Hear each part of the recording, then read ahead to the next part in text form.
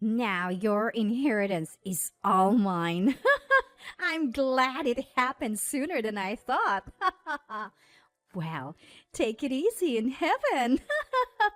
Sister in law Linda boldly said this in front of my critically ill mother in law, Susan. Is she even human? As Linda leaves the room with a mocking smile, Susan, who had been bedridden, suddenly sits up, smiling. What? Susan? How? Yep, just as I thought. Linda was after my inheritance. Now I've got a lot to do.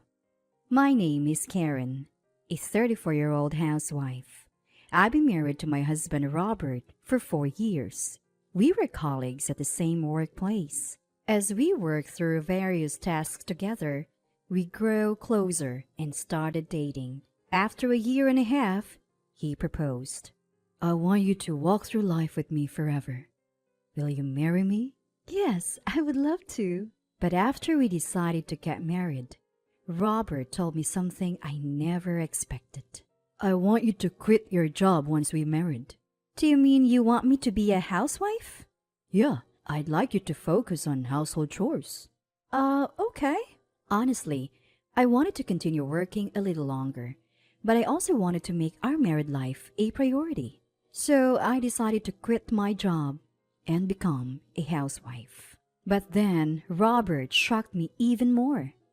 I want us to live with my parents after we get married. What? You mean move in with them? Yes, he wanted us to live with his parents. Wait a minute, you mean spend our newlywed life with your parents? I couldn't believe what Robert was saying. They're getting up in years. I want to support them. His idea was filial, but these were his parents, not mine. And we hadn't even met them yet. There's no way I could decide on living with them at this point. Can I think about it? What? We're getting married, right? Then you should be okay with this. But Robert was more forceful than I thought. But if I gave in now, I'd always be under his thumb. I can't agree to move in without meeting your parents first. Let me at least meet them and see if it will work. Finally, Robert reluctantly agreed. So we went to announce our engagement to both sets of parents. I was super nervous to meet his parents. Parents who force children to live together even before marriage. They could be difficult people, even potentially harassing us.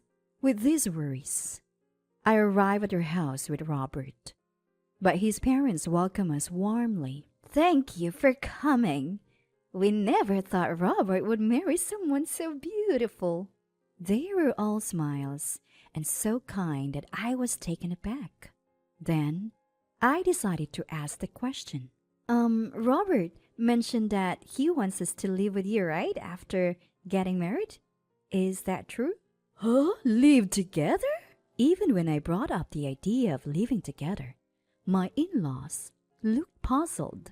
What are you talking about? I was taken aback and looked at Robert. He chuckled. I just spontaneously suggested to Karen that we should all live together. What does he mean, spontaneously? But you know, Mom and Dad are getting older. I think we should consider living together.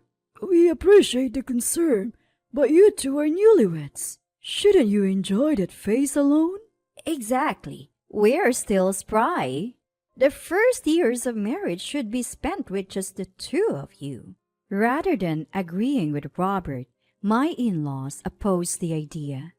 Robert looked flustered, probably not expecting opposition from his own parents. Well, I was just concerned. If you guys don't want to, I won't push it. So we didn't end up living together right away after getting married. Though I never quite understood why my husband was so insistent on living with his parents. It was comforting to know that they are genuinely nice people. I even thought living with them wouldn't be a bad idea. That time came 2 years after our marriage, when Joseph passed away due to illness.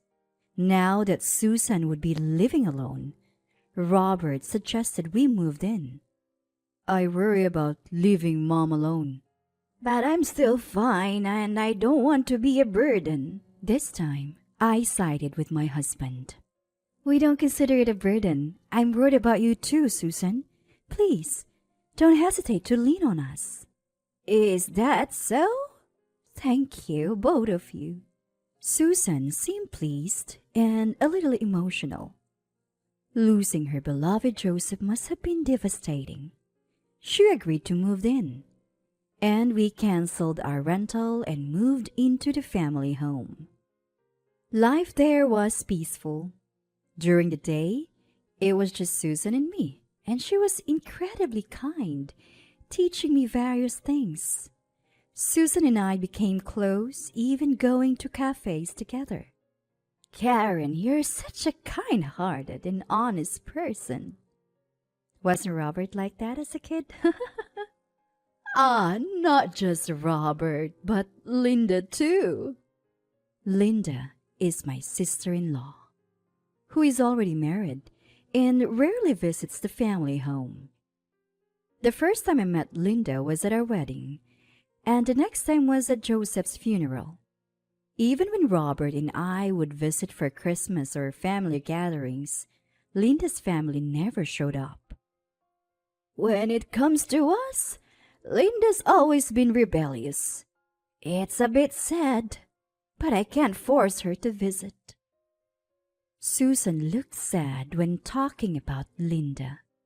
It seemed like my in-laws had always struggled with parenting. Given Robert's spontaneous behavior, he probably gave them a hard time too. That's why I'm so glad that someone as wonderful as you became Robert's wife. Oh, Susan. I adored Susan. I thought of her like my real mom and couldn't understand why Linda would resent such a wonderful woman. Sometimes, even in the closest of families, boundaries are crossed and tempers flare. I can't really intervene. It's not my place to do so. I focus on keeping a good relationship with Susan. Then, we hit a bump in the road. Susan fell while riding her bike and broke her arm. We have been sharing housework duties, but now I had to take on all the chores until she recovered. That would have been fine, but some tasks required two hands. I couldn't handle them alone. Susan, with her arm in a cast, was struggling too. So I asked my husband if he could help Susan a little. He responded with an obviously annoyed face. I'm tired from work, But Susan has a broken arm and is in a cast. It's tough for her, right? What a hustle. I was disgusted by my husband's attitude. Why couldn't he help his own mother? Turns out, his eagerness for us to live with his mom was just a way to show off how filial he was at his workplace. I've seen him bragging to his old colleagues about how he takes good care of his parents and how much he loves his wife. The reality? He leaves all the housework and communication with Susan to me. While he enjoys a king-like status, sure, he's the breadwinner. But that's no excuse for not being more helpful around the house. I was growing increasingly frustrated with him. 3 months passed, and Susan's arm fully healed. Susan, it's great to see you better. Karen, I'm sorry for all the trouble. Don't worry about it. We're family. You're such a kind person, Karen. Unlike Robert. Feel free to dump him anytime. I'm not gonna dump him. I just want you to be happy, Karen. Those were Susan's kind words to me.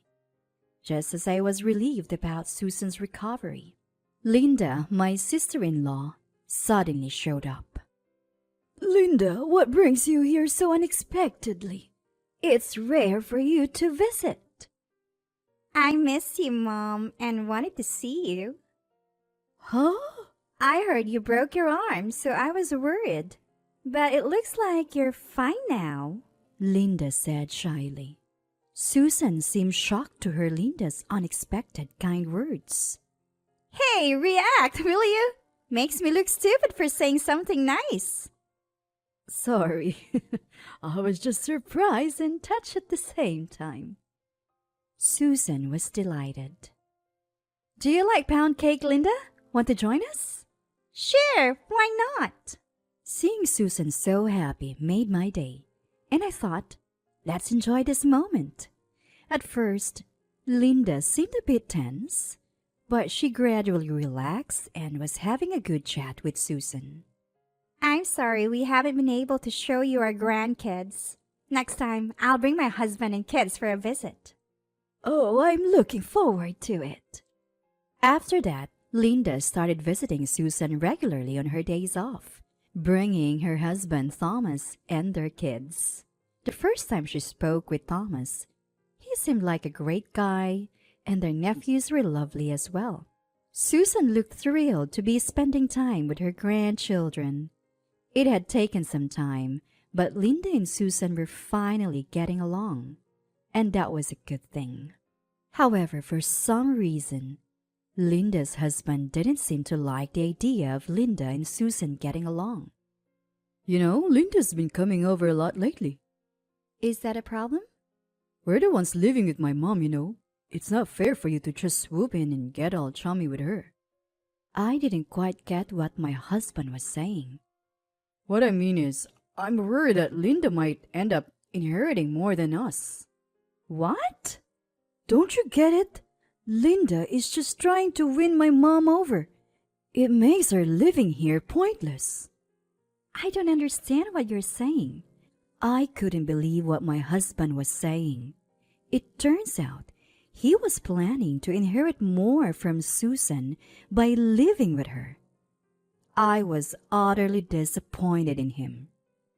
He never really cared for Susan from the start.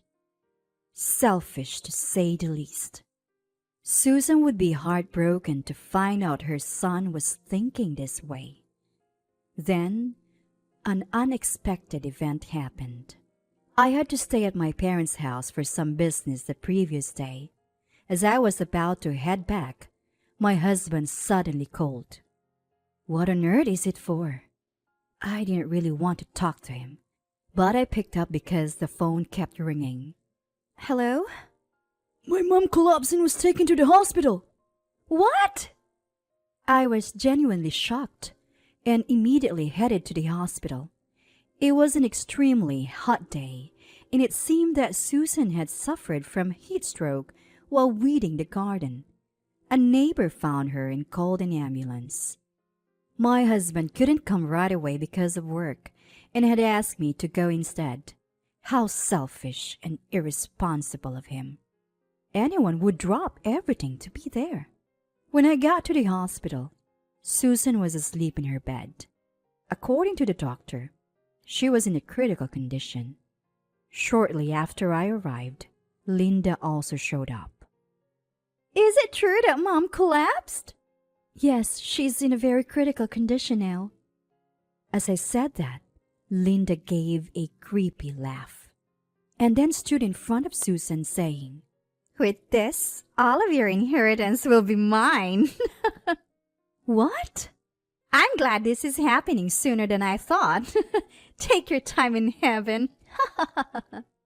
Linda said this right in front of Susan, who was in critical condition. Whoa, Linda, are you actually saying that?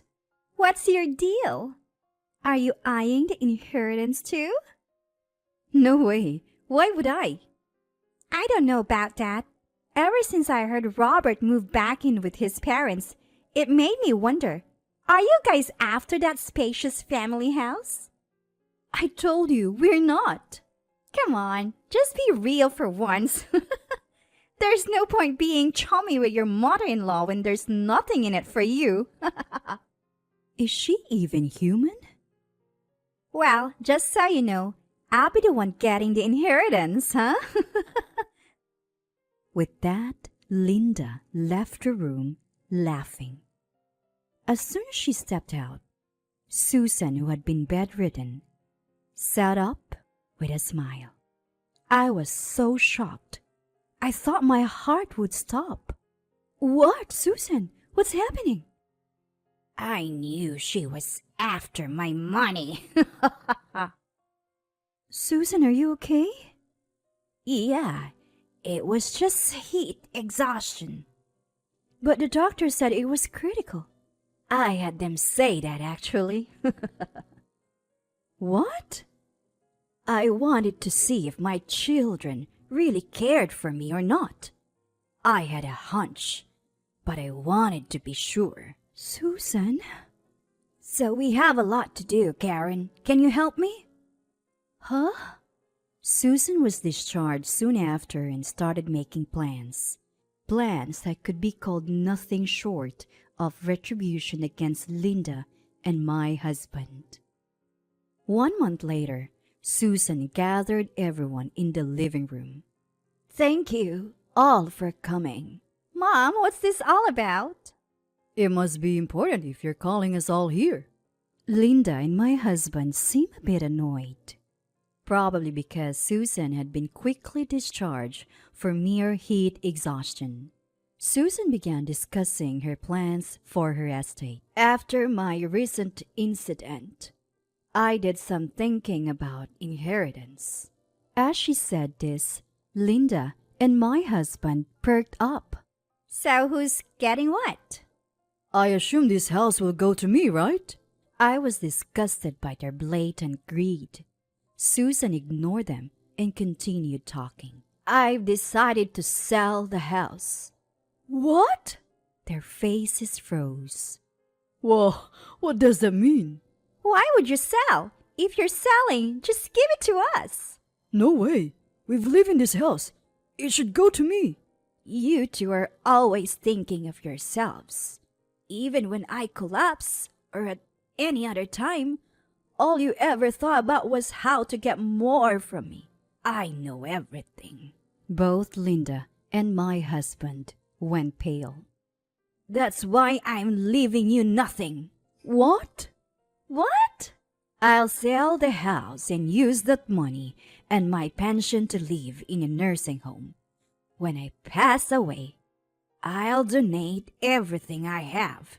You can't be serious. What a waste! I've had enough of you all taking advantage of me. You think parents can just keep loving unconditionally while you use them? Forget about the inheritance and start thinking about fending for yourselves. What the? I was counting on that inheritance for my life plan. Linda and my husband collapsed to their knees. But it's not just Susan who's done with them. Linda, I can't stand your selfishness anymore. I want a divorce. Wait a minute. Why are you abandoning me too?